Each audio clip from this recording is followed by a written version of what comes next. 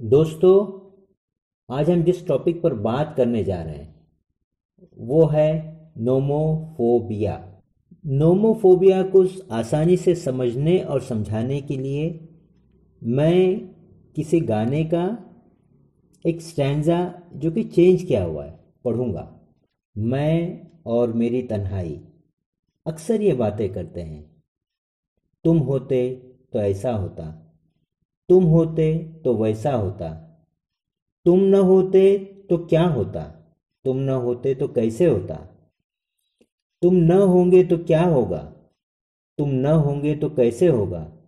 मैं और मेरी तन्हाई अक्सर ये बातें करते हैं। गाने के स्टैंजा में बेवजह ख्यालात, बेवजह खौफ और बेवजह सोच है।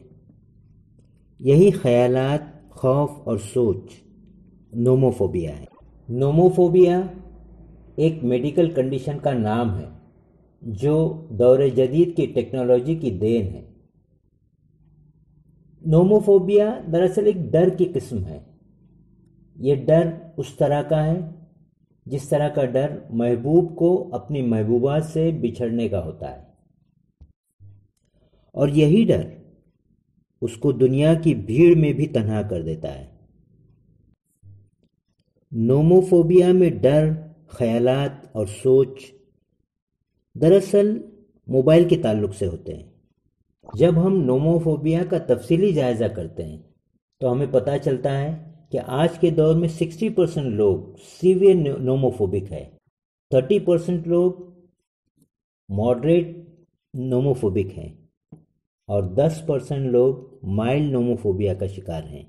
मगर ऐसे लोग जो नोमोफोबिया का शिकार नहीं, इनका परसेंटेज ज़ीरो है।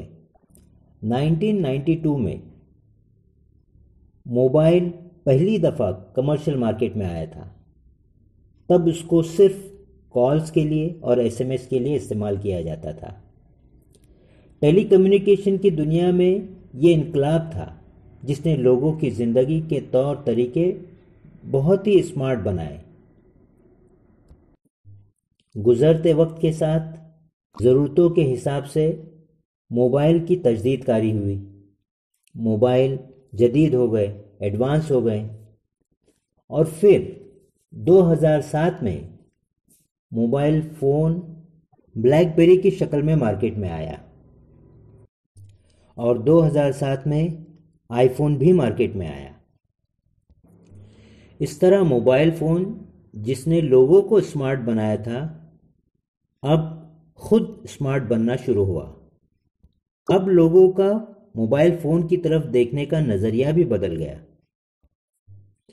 क्योंकि मोबाइल फ़ोन में अब कॉल्स और एसएमएस के अलावा इंटरनेट और इंटरटेनमेंट भी आ गया, और मोबाइल फ़ोन के साथ साथ अब छोटा कंप्यूटर भी बन गया जिसको लोग जेब में कैरी करके घूमने लगे।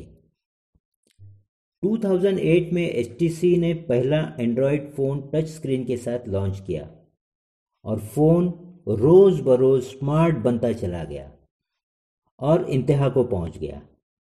फ़ोन जूं जूं स्मार्ट हुआ, उसके इस्तेमाल करने वाले अनस्मार्ट होने लगे, क्योंकि मोबाइल फ़ोन के कसरत से इस्तेमाल पर लोगों में नेगेटिव असरात आने लगे, जिसके चलते प्रोफेशनल एबिलिटी कम हो रही है। लोगों के ज़ाती और पर्सनल ताल्लुकात ख़राब हो रहे हैं, जिसके चलते फैमिली डिसइंटीग्रेशन और डिवोर्स जैसे मामलात बढ़ रहे हैं। बच्चों में भी इसके नेगेटिव असरात देखे गए हैं और बच्चे स्कॉलस्टिक बैकवर्डनेस का शिकार हुए हैं। इसके अलावा मोबाइल फ़ोन के कसरत से इस्तेमाल करने से सीएनएस पर असरात होते हैं, बहरापन आता है। नोमोफोबिया का असर जहनी कैफियत पर भी पड़ता है, जिसके चलते बेचैनी और कंसंट्रेशन लेवल कम होता है, अकेलापन महसूस होता है। मोबाइल फ़ोन का कसरत से इस्तेमाल लोगों को उसका आदी बनाता है, इसलिए ज़रूरी हो जाता है कि हम वक्त रहते इसकी रोकथाम करें। रोकथाम घरेलू लेवल पर भी, स्कूली लेवल पर भी ذاتی لیول پر بھی اور کاروباری لیول پر بھی ہو۔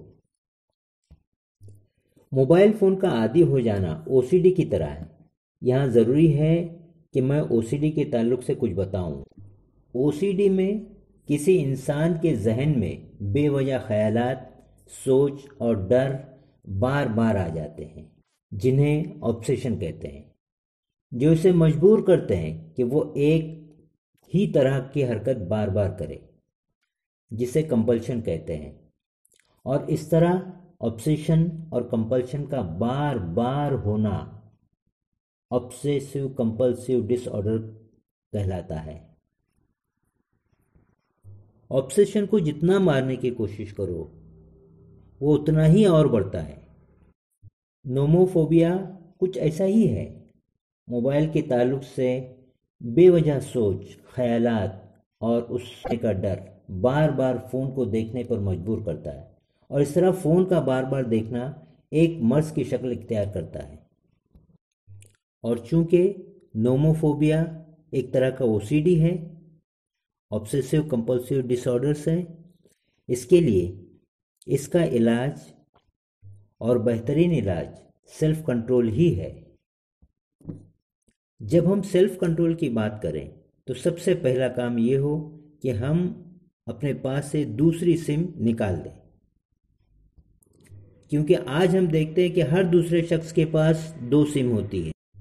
موبائل کے استعمال کا ایک ٹائم ٹیبل بنایا جائے، جیسے صبح اٹھنے کے 1 گھنٹے تک وہ موبائل کو ہاتھ ہی نہ لگائیں، فون کو صرف آفس آورز میں چالو رکھے، اس کے بعد بند کر دے، رات میں جب سونے لگے تو سوئچ آف کر دے، جب وہ اپنے فیملی کے ساتھ میں ہو تو نوٹیفیکیشن پہ دھیان نہ دے، بلکہ نوٹیفیکیشن آف کر کے رکھے۔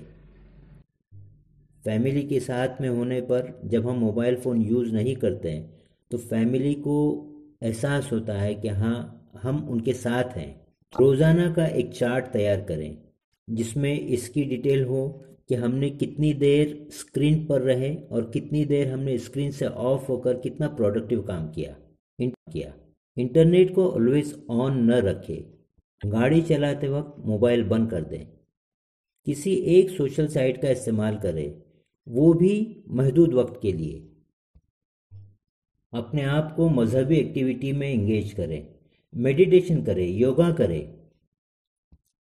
اوپر بتائے ہوئے طریقوں کو اپنانے پر بھی اگر نوموفوبیا کم نہ ہو تو سائیکیٹرسٹ کے پاس جا کر کاؤنسلنگ کریں۔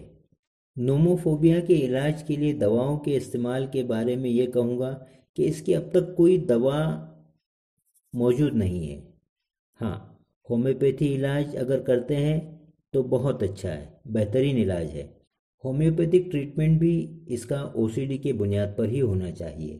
عام طور پر ہومیوپیتھی کی دوائیاں جو استعمال میں آتی ہیں وہ ہیں اسٹریمونیم، ہیلیبورس، ہیوسمس، کارسینوسین، اور ہمارے 28 نمبر ڈراپ اور 23 نمبر ڈراپ، ٹرینکولائزر ڈراپ اور slip drops.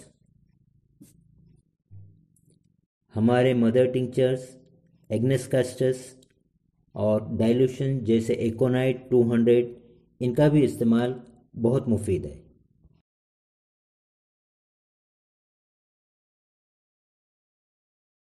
Please subscribe to my channel and also press the bell icon.